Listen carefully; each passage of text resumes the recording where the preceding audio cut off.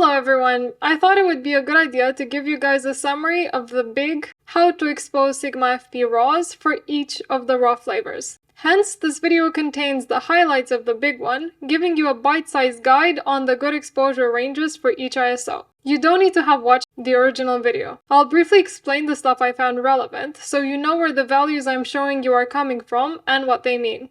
Before we dive in though, without going into too much detail, I need to tell you a bit about the noise levels. In the big videos, I've calculated the noise values for the test footage from a selection from the wall next to my subject's face. This produced this table over here. I'm not going to talk about the values here, but what you need to see is the trend. So basically, the images that contain the noise values in red are not considered good images because they have too much noise. Again, this is wall exposure, not the original exposure. Let's see visually what this means. So here we have a face exposure or an original exposure of 0 EV. So the exposure here is about -2 EV, whereas for this bit here, about -3 EV. You may have noticed the noise level table values have changed from the ones in the big video. This is because I looked at the data again and made sure the EV levels corresponded to the ones for ProResRAW, then redid the grading so it would look like the ProResRAW and CDNG ones. This is to make sure we have as much similar grounds as we can to directly compare the 3 RAWs in the next video. Rather than try to explain what I changed and where, I'm leaving you guys the footage again here in camera metadata, then BM film, and lastly graded.